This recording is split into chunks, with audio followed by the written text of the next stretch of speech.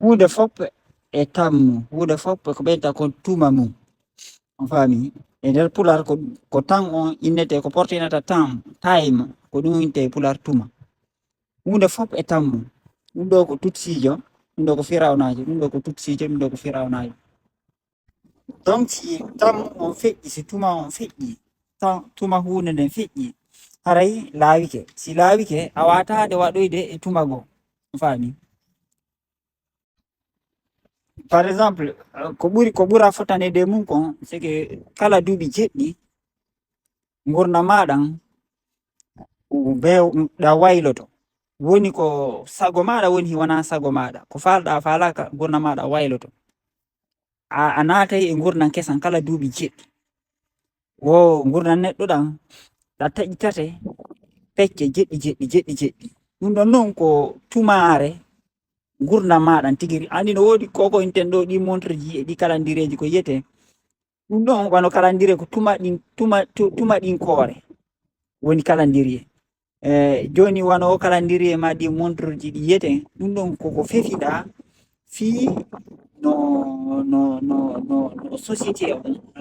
no société on yaara. Mais hina tumare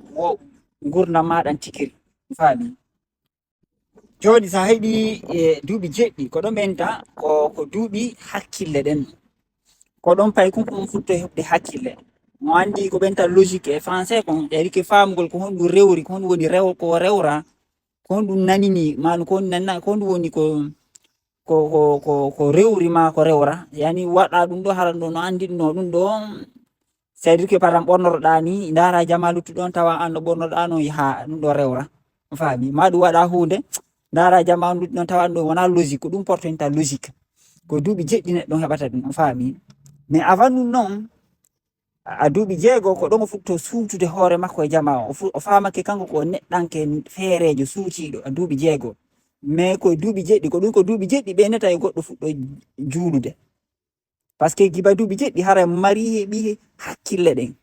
ɗen tigiri fii o faamu ko rewri e ko rewra. O sendindira ko boni e ko moƴƴi non tigiri. Sa dewti ɗon duuɓi jeɗɗi a heɓi duuɓi 14. Duuɓi 14 ko ɗon sitay ko a gorko ko ɗon futtoɗa jogande wano rewɓe, faami? Haray hande kadi a fuɗɗike accitude zuugol bii fijinaru woy ko inte pay koye puynankoy quoi. Haray hande kadi joni ko ɓornagol laaɓa yahadraga jiwoyi hara sayɗa mawnitini hara ko an haray ɗon hay ɗoftagol maɓɓe ko ɗon fuɗɗotoɗa rebelade quoi. Hara hande kadi joni a susata yimɓe ɓe wolande no wurranma o faut respecté ɗa. Sa hewti duuɓi sa dewti ɗon duuɓi jeɗɗi woni duuɓi 21. Duuɓi 21 ko ɗon fuɗɗotoɗa ko ɗon yaltata hande kadi hara falaka wurde ley daaɓe ma e nen ma. Hara a haɓɓitota wona indépendant a wurna hoore ma ɗum wura ka suuti feere, faami? Wano siko telen Europe ga hara yana ɗaɓɓana hoore ma logement ma en tout cas falte suutade heɓa ngurdam ma feere, faami? Sa dewti ɗon duuɓi jeɗɗi duuɓi 17 duuɓi 27 andi duuɓi 21 ko ɗum ɗon duuɓi 27 ko ɗon haray a jombi. Kala mo jombali ha duuɓi 27 hara woni a reta, faami? Sa hewtoy noon a ɓeyti ɗon duuɓi 17 duuɓi jeɗɗi kay duuɓi jeɗɗi e dow duuɓi 27 wonanima duuɓi 35. Duuɓi 35 ko ɗon foti hara a heɓi golle stable ka société a estalike. C'est à dire que a ñiiɓi ka saare ka wonɗa ka société ngurdam maɗa jooɗike en fait a heɓi golle normal a heɓi ɓeygu ma a heɓi ɓiɓɓe ma, on faami? Hande kadi ko rôle makko baajo ka nder jama ma wonɗa e juuɗe. Sa ɓeyti ɗon duuɓi jeɗɗi wonti duuɓi 42 wano Europe ɗo duuɓi 42 bus divorcé ko ɗon ɓeynata larare ko l'âge de raison ko duuɓi kon tigi heɓata faamu ko hombo woni kanko tigiri ko honmum o joopi tigiri ko honmum o faalana hoore makko tikka gurdam ɗo. Par ce que koko feƴƴi fof koko sappanaɗa kon koko wiyaɗa ko ɗum ɗo kon ɗo jokkete kon ɗo ko ni gurdam wayi, faami? Mais ko sa yehi ha duuɓi 52 duuɓi 52 ko ɗon fuɗɗata faamude an noon tigiri ko honɗum woni ma an tigiri ko honɗum falɗa tigiri ko honɗum woni fiima on tigiri ko ɗum bus annda mum o waytoto complètement faaleji maɓɓe ɗi change a woɓɓe divorce a woɓɓe abaddoɗa golle mum en tout cas ainsi de suite. jonnon sa inni a waɗa kon ko donɗa wadde ka tuma ko marnoɗa 15 inna waɗa ɗum ka tuma ka marɗa duuɓi 25 ara moƴƴata marsata par ce que hara yaada e tan o yaada e tumare made o faami hunde fof e tammo ɗum ɗo noon hina fi gurdam neɗɗo on tum hay sa ƴetti carrière musical neɗɗo ko no yarata so ƴetti ɗo par exemple mi wiyan ɗo e live mi explique wano Rihanna en Rihanna sa ƴetti duuɓi jeɗɗi atiɗi ko fuɗɗi carrière makko musical on har ko fi ƴawugol fi nantugol inde ɓayti o feƴƴi duuɓi jeego jeɗɗiɗi o natani koko ɓenta Fenty Beauty marque makko marque Fenty Beauty ko marque de maquillage fi spécialisé kadi fi rewɓe non seulement ɓe ɓalli mum lahiɗi yani ko ɓenta noir e kadi tawa ko rewɓe kadi ƴuufuɓe janɗuɓe tata ɓe teddinanoka Europe ɗo o moƴƴinani ɓen produit de beauté ji andi tawi joni hande kadi na fi nantugol inde woni ko fi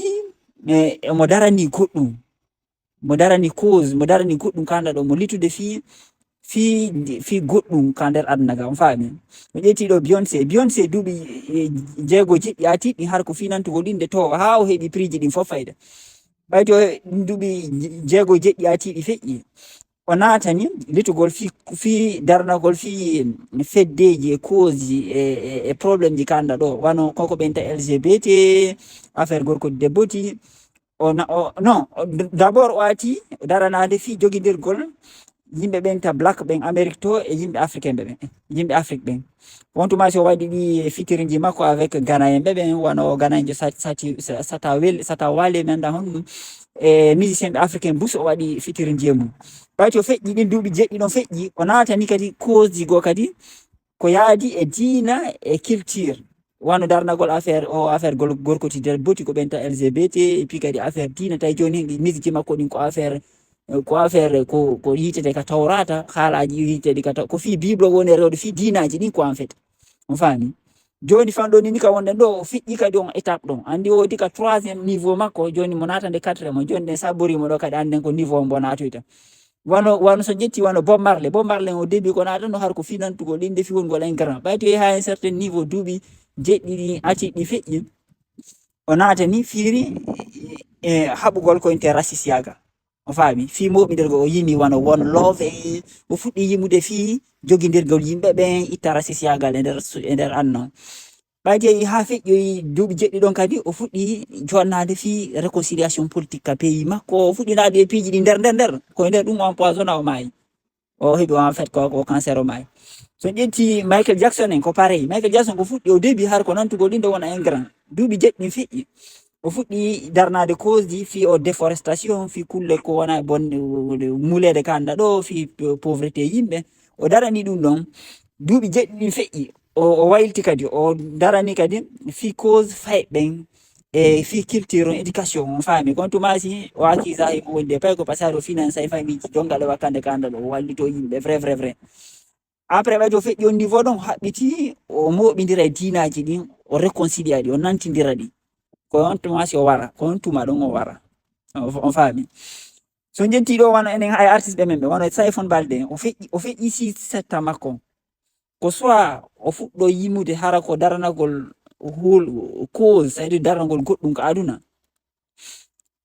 kane soit nder guine soit aduna ka nder aduna soit o ɗano c'est comme ça chaque 6-7 ans il faut que wayloɗa complètement noy tu wa ko girku wonto hon Allah puccukun ko métamorphose il faut que évolua ɗum noon ko loi kala ko loi no gurnanɗa yarata kala ko wonɗa e mum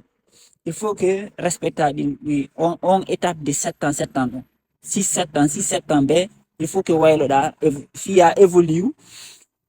continue an e tumare maɗe an e tamma on an e tumama on hara ɗon jokkodiri ko haraɗa feppodiri e tumare maɗen ko ɗum par ce que ko ɓenta hunde fof ko watta kon fof ala ko watta ko moƴƴa ma ko moƴƴi indugol goɗɗum no moƴƴi ma moƴƴa koye tuma hombo waɗɗamo faami chaque chose en son temps ko tuma hombo waɗɗama ko ɗo woni important sa waɗi ko donɗa wadde ka tuma 25 ans ma a waɗi ɗum ka tuma 42 moƴƴata ko donɗa wadde ka tuma 42 52 a waɗi ɗum ka tuma 15 ans hara kadi moƴƴi 15 moƴƴata faami donc il faut que faamen ko ɗum winete tumare maden tamma on vrai tamma on harna o orlozo ɗum ko fabrika fi no société on yaara mais anda ko tuma hombo an tigi gurna maɗa woni faami tajita bloc setta anda ko tuma hombo sa faami tuma hombo wonɗa anda ko honɗum hanɗa wadde on tuma ɗum par exemple sa hewti giba 42 ko enta 42 ans ko hande kadi koye tuma feƴƴingol fewdiɗa tuma feƴƴingol ko maayugol yimɓe men buse men hande maaye men feƴƴinta mais neɗɗo ko haani ko feƴƴingol wona maayugol ko ɗon feƴƴingol ko hewtuɗa 42 ko ya ndaar no feƴƴinira expérience ji ma ɗin jibinaɗa ha hewɗa 42 ans ha 42 soñjaji ko naɓuɗa kon e probléme ji ko feggiɗa e mum kon ko janguɗa e ɗen lette ɗe heɓuɗa e gon soñja nan gurdam ma c'est à dire que résultat on analyse ko honɗum récoltuɗa e ɗum ɗon moɓidira ɗum ɗon dara no feƴƴinira ɗum ɗon jonna ɗum ɗon iwtirɓe ɓawɓe soit winda soit créa association ji soit créa école ji soit siɗa wawi waɗa conférence ji en tout cas soit nata e politique fiya wallito jeunesse iwtirɗo ɓawo en tout cas darano goɗɗum ka feƴƴinirta transmetta feƴƴina konko heɓuɗa à travers vie ma on ka heɓuɗa 42 ans ko on tuma ɗon haray fewdiɗa ko a prépare ko a etono feƴƴinira ko heɓuɗa à travers giba jibinaɗa ha giba duuɓi jeɗɗiɗi ha 42 ans on ha 42 on faami haray ko feƴƴingol wonɗa e gollande sa andi noon ko on tuma ɗo watta jombugol alors que jombugol ka tuma 27 ma ɗum ko ɗon watta fijinaru jokka jiwoy alors que ɗum ka tuma 21 andi ara woni ha retard